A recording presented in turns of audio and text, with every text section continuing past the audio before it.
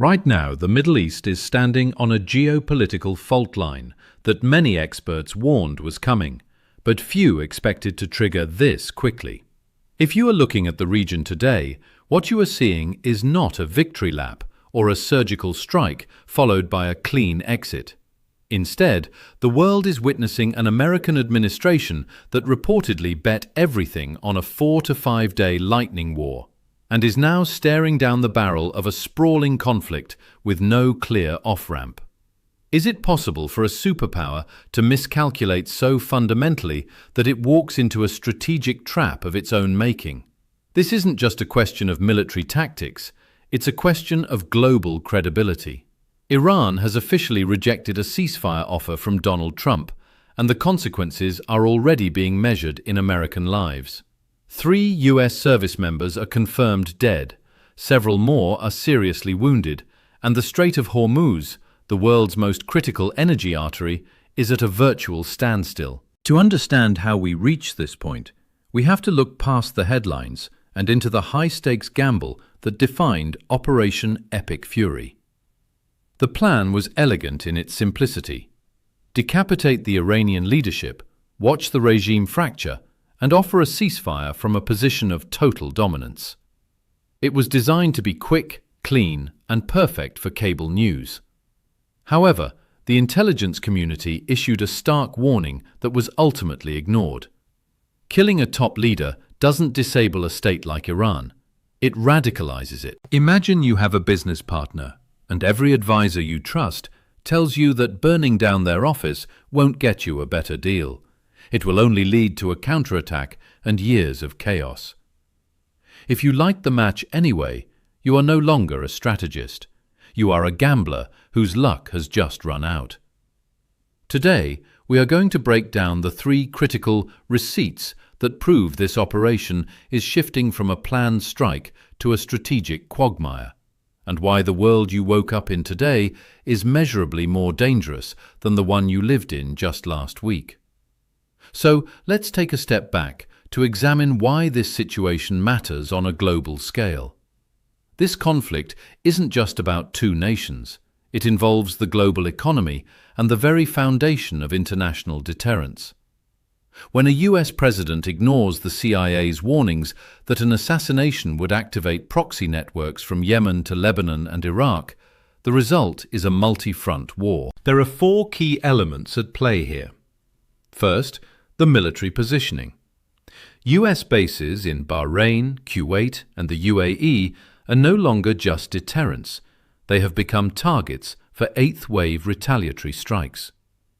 Second, the historical background. Iran's command structure was built with redundancy specifically to survive a decapitation strike. Third, the political stakes. Without congressional authorization, this war is being fought on a constitutional razor's edge. And finally, the global consequences. With 20 to 25% of the world's liquefied natural gas passing through the Strait of Hormuz, Iran has effectively armed a global economic weapon. But to understand what's really happening, we have to look at the strategic mechanisms driving both sides. The Trump administration's logic was based on the assumption that the Iranian regime would fold the moment its supreme leader was removed. In contrast, the Iranian strategy was built on a regional retaliation playbook that was likely prepared years in advance. While Washington expected immediate capitulation, they received public defiance. Now, here's where things get interesting. One of the greatest strategic gaps we are seeing is the breakdown in communication between the US military and the public. While Central Command initially understated the severity of attacks, open-source intelligence began showing a much grimmer reality. When a military command understates casualties, it creates a trust issue that adversaries like the IRGC are quick to exploit with their own propaganda. This creates a fog of war where the truth is buried between 2 competing machines, leaving the global public in the dark. But to understand what's really happening, we have to pull back the curtain on the strategic mechanisms that led to this unprecedented escalation. In the world of high-level geopolitics, there is a fundamental difference between a strike and a strategy. While the US and Israel executed what appeared to be a flawless decapitation strike on February 28, 2026, eliminating Ayatollah Ali Khamenei, the aftermath has revealed a profound misunderstanding of the Iranian state's internal mechanics. Many people assume that removing the top leader of a theocratic regime will cause the entire structure to crumble from within. But the reality is much more complex. Analysts are now pointing to the redundancy principle built into Iran's clerical and military institutions. Far from collapsing, the regime activated a pre-established succession plan, with the assembly of experts quickly naming Mujtaba Khamenei as the new supreme leader. Instead of a power vacuum, Washington and Jerusalem are now facing a leadership that is arguably more hardline and fully backed by the Islamic Revolutionary Guard Corps, IRGC. This leads us to a series of common misunderstandings that have clouded public perception since Operation Epic Fury began. The first mistake is believing this is a short-term military operation. When the conflict erupted, the administration spoke of a 4 to 5 day window to achieve its goals. We are now well into the fourth week, and the intensity is only increasing. The second misconception is that Iran would be unable to project power if its domestic infrastructure was hit. Despite relentless strikes on the Natanz nuclear facility and the South Pars gas field, Iran has successfully launched over 70 waves of retaliatory strikes, dubbed Operation True Promise 4, targeting US bases in Kuwait, the UAE, and Saudi Arabia, as well as multiple locations across Israel. So, what are analysts currently watching to gauge the next move? There are three critical signals. First, look at the energy markets. The effective closure of the Strait of Hormuz has pushed Brent crude past $120 per barrel, with some analysts warning of a spike to $150 if the standoff continues. Second, watch the deployment of US Marines. Reports suggest that 2,500 additional troops and amphibious assault ships are moving toward the Gulf, even as the President mentions winding down operations. This contradiction suggests a massive internal debate within the Department of War regarding the risk of a full-scale ground invasion. Finally, keep an eye on Vladimir Putin. Russia has become a primary beneficiary of the soaring oil prices and is increasingly positioning itself as an indispensable mediator, potentially using the Iran crisis as leverage for concessions in other theaters like Ukraine. And this is where the story becomes even more complicated. As we move forward, we have to ask, was this a calculated attempt to reshape the Middle East, or did the planners underestimate the metastasizing effect of a decapitation strike? One former diplomat recently described the situation as playing chess with a partner who is willing to flip the board and set the room on fire. By targeting the head of state, the US established a precedent that has radicalized the entire IRGC network, turning a contained operation into a sprawling regional war. Continue. The current strategic reading guide for this conflict highlights three critical indicators. First, watch the US Navy's positioning.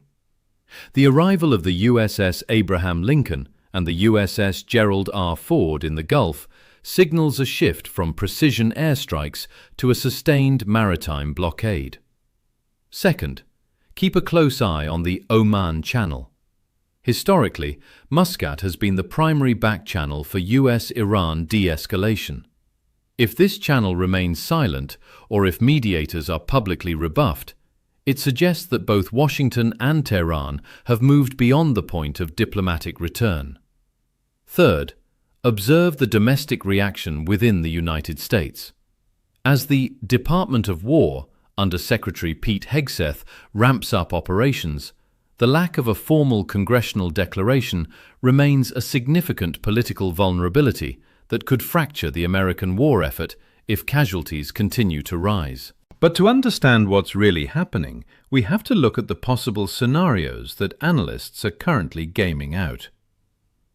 Scenario 1 is a managed attrition. In this case, the US and Israel continue to systematically dismantle the IRGC's infrastructure, while Iran maintains a low-intensity retaliatory campaign, firing just enough drones and missiles to keep oil prices high and markets jittery. This could lead to a long-term stalemate where the new regime for the Strait of Hormuz becomes a permanent fixture of global trade, forcing a massive restructuring of how the world moves energy. Scenario 2 is a regional realignment.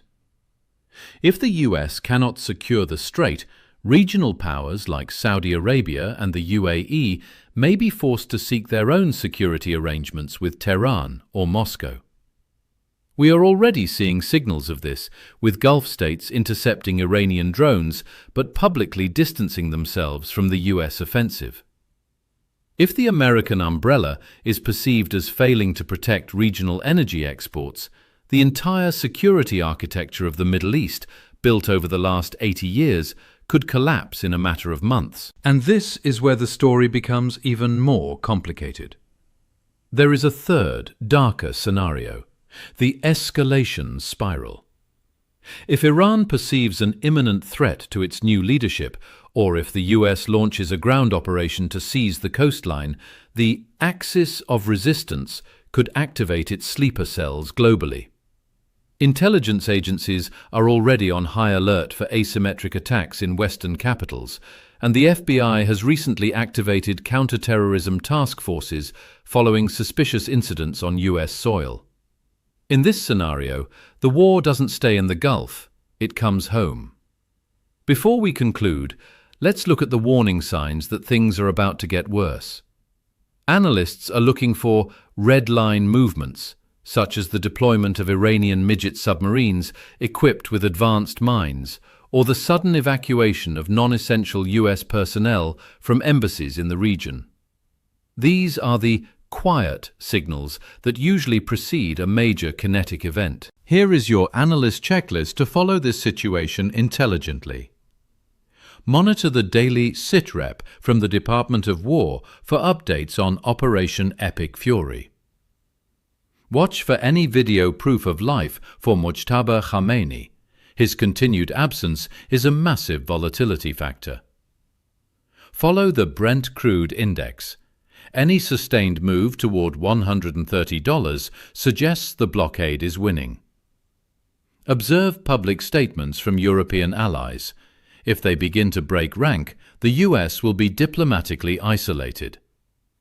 As a responsible reminder, geopolitical events of this magnitude are incredibly complex, and the fog of war is real.